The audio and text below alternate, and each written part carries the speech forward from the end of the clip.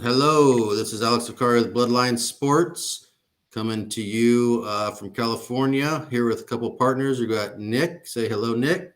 How you doing, Alex? Good, thank you. We got TJ out in Arizona. TJ, what's going on? How you doing? And we are going to do an episode of Outside the Box. We're going to talk a little college baseball. Um, Here at Bloodline Sports, our job is to get athletes to the next level, but we also like to have a little fun. So that's what we're going to do right now. All right, outside the box, TJ, I'll throw up the matchups. You can go ahead. Actually, before we start this, if you don't mind me asking, speaking of college, what's the background on that sharp-looking hat, TJ? This is the Bloodline Pride Arizona Woodbat Collegiate team that we will be starting a week from tonight at Salt River Fields. It's the spring training complex for the Diamondbacks and the Rockies. And there's about 30 collegiate teams, dudes. Last year we played, I coached, we see about 92 to 95 just about every night. And we got D1 kids, JUCO kids, real good talent. It's a little bit different for me coaching this level because it's just we don't do the hey let's bunt, hit and run. It's just go out and see what you got. Right. And, it's fun. It's competitive. A lot of testosterone in the area. So in the within the field in the dugout. So there's a lot of bantering. A lot of these kids know each other. So it's a great environment. A lot of parents are there. Scouts are there. The umpiring's pretty good. The fields are immaculate. So it's fun. We're going to play just about every night for the next 5 or 6 weeks. So we'll see what we can do. Fantastic. Awesome. Very cool. All right. Yeah, so here's the matchups. We got the matchups on the board here. As baseball players, this is our geek time. It's like March Madness. I really love what between ESPN, the SEC network, Big Ten network, ACC network. Just there was, I think it was a fallout from COVID and with Major League Baseball, but I think there was over 220 college games aired this season in the regular season. And if you guys have been following the regular regionals last weekend, the games were on all day, every day. Just great baseball. It's just a different environment. You play for the old cliche, you play for the name on the front of your jersey. It's just the environment's crazy. The parents are there, the girlfriends are there, the stadiums are packed.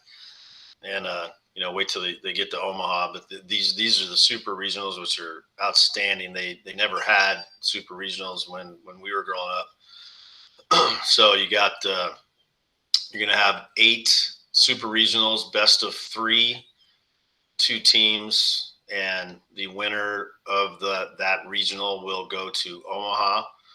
So you can look at, these are our picks. We've got Notre Dame at Tennessee.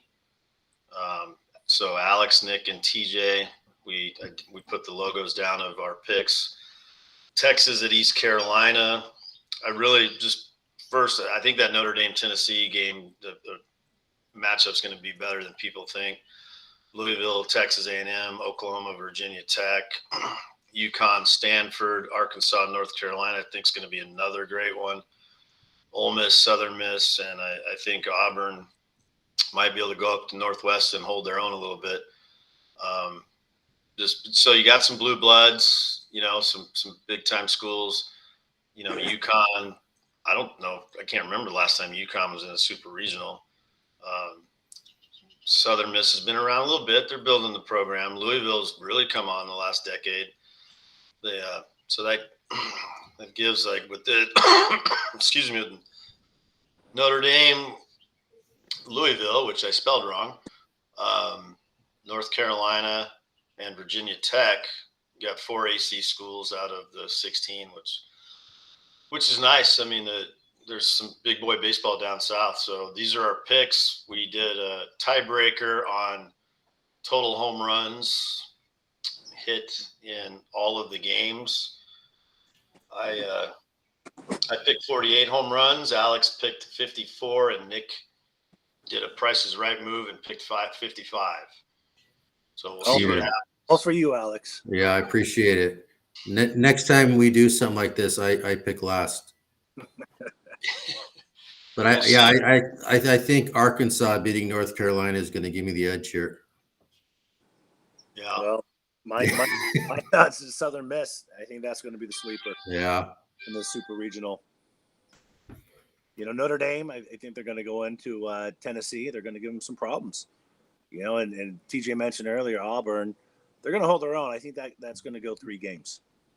Yeah, and I think the surgence in Division I baseball is a lot of these blue chippers that would normally sign in the first, second, third round, they're going and playing at Stanford and LSU and Texas and Ole Miss. And because if you look at what's trending, a lot of these kids, they're in the major leagues within 2 years. And that wasn't the case when we were growing up. That was unheard of. Yeah. 5-6 years on very little exception, but the quality of baseball, it just prepares them for the next level, the high level. And you can see throughout if you watch the game, some of these facilities are absolutely amazing. If you were ever to go to the Arkansas Stadium, the LSU Stadium, which they call the Box, I had a pleasure of going there last summer. These things are cathedrals. The fields are immaculate. A lot of them are built in there's just trees all around, and they're on campus, which is nice. And I think that's a big element of why the college playoffs is so cool is you're on campus. It's a whole different energy. Yep. Yeah, because I just mentioned March Madness. Well, they're always in this, different. They host, and it's a neutral area, but to earn the spot to host a regional, and it's just a different environment. It's intimate, and the energy levels are through the roof. You get into the Final Four, the Sweet 16 sometimes in the NCAA basketball. They're playing in arenas that the depth perception's bad. They're playing in arenas that were made for football. And it's to me, I don't like it. I wish that the college scene would go back to where you earn your spot. You get to host at least the first round. Follow the dollar. Follow the dollar.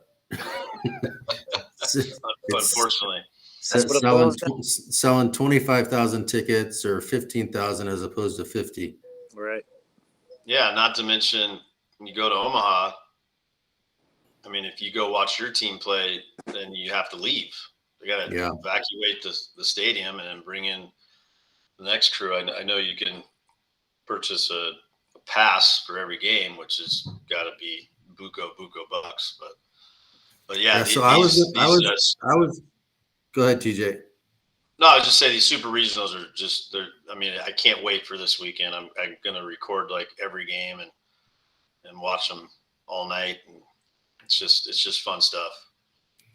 Yeah, I was going to say I was going to go with Tennessee, but Nick said a magic leprechaun could beat a volunteer. That's right. So I went with Notre Dame. Yeah, we were watching the other night, my wife and I, and she said, what is a vole? I go, what? She goes, what are voles?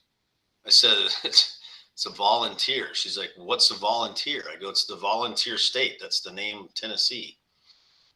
And she's like, that's a dumb nickname.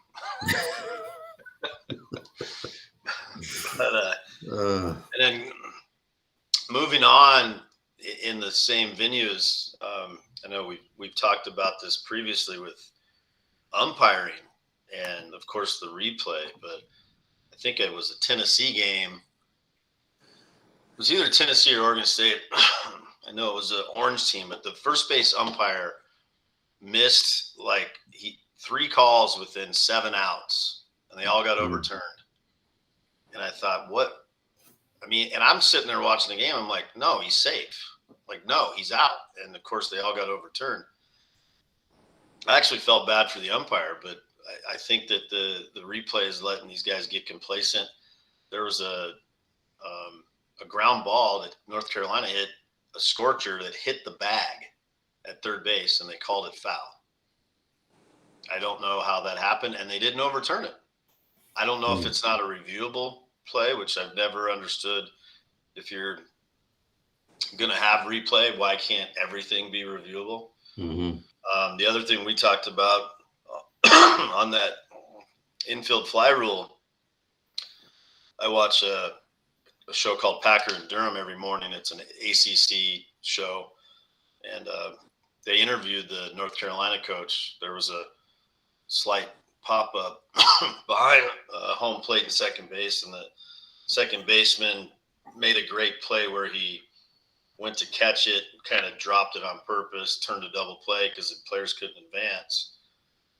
Because, I mean, any second baseman would have caught the ball.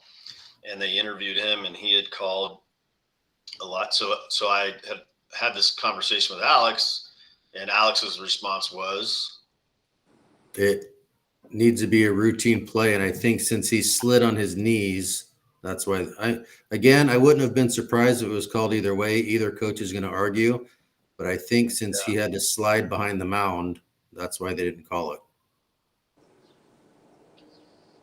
Well, Coach Forbes had said he reached out to like 7 or 8 different higher up umpires and said, "Did you see the play?" And all of them, their answer was basically the same answer. The infield fly rule is there to protect the base runners. And basically the rule is if the players aren't able to advance because of the situation of the hit, then it's an infield fly rule, because the infield, the base runners are basically stuck in no man's land, and they weren't able to advance. And that's what they said the definition of the rule was. But, it's one of those things where the old saying is, if you watch something enough, you'll see something you've never seen. Yeah. But yeah, I'm real excited, real geeked out for this weekend. I got baseball off for a change, so I'm going to enjoy watching baseball all weekend and doing some yard work and hanging around the house. It should be fun. Yeah, it's going to be a great weekend. Yep. Changing the script here. So we got the Women's College World Series going on, Softball World Series. We got OU and Texas. Any picks? I'll go Oklahoma. Oklahoma? Yeah, I'm going to go with the front runner. 2 or 3? 2. How's that? All right. I feel you. TJ? I think I got to agree with that. I mean, Texas is it's not like they're playing Stanford where it's like a complete home game. There's going to be a lot of Texas fans there. I mean, there will be Stanford fans there as well. But the College World Series host for the softball is it where Oklahoma State is? Yep. OKC. Oklahoma City. Yeah. So they've hosted it for at least the last decade, right? Yes. Oklahoma won last year. A lot of them are returning. They were by far the best team all year. Yeah. Yeah. I can't see Texas winning. Could I see a third game? Maybe. But I just think Oklahoma has too much firepower. They're just Agree. And the talent level in women's softball is freakish now too. Just what those girls can do. Unbelievable. Any size. It's just unbelievable what they can do. Yeah. The one thing because I used to, teach golf years ago, and I would give these lessons to these guys, these older guys. When I was younger, I was in my 30s, and they were saying, well, Tiger Woods does this. And I'd be like, you're not Tiger Woods. Why are you watching Tiger Woods? Why are you trying to emulate Tiger Woods? I would tell them, go watch the women golf. Like when there's a women's event on TV, watch that. What you notice in women's sports, for the most part, I mean, they're all becoming a little bit more powerful fast, like all of us are as athletes, the newer breed, but the fundamentals are just impeccable. Off the chart. Yeah. I mean, their swings are so connected that, they have to be. That ball's coming in from, what is it, 60 feet or 50, 45 feet? 45, I believe. Yep. Yeah. Just their footwork, their arm strength is just, it's fun to watch. I mean, it's almost, sometimes it's more entertaining than watching the baseball. It's just a quicker game. It's fast, Yep. and of course the women's element to it is the passion is just through the roof, the energy. Yeah. That's fun. But yeah, I'll take Oklahoma all day in that one. I'm going to go with both of you guys, Oklahoma. In 2. All right. In 2. Awesome. Anything else, guys? I think that's it. We'll have a new topic next time, and just take us out, Nick, as usual, with our social media platforms. And all right, talk to you guys soon. Yeah, you can find us on Instagram at Bloodline Sports AZ, on Twitter at Bloodline Sport, on TikTok at Bloodline Sports, and on YouTube at BSN, Bloodline Sports Network. Awesome. Thank you. So go ahead and check out this episode on bloodlinesports.co or YouTube, along with other videos we've done, player spotlights, outside the box, some interviews, other things like that. So go ahead and check it out. Thank you guys for being with me. And thank you guys for watching. Good talking to you guys. See you guys. Yep. Take care.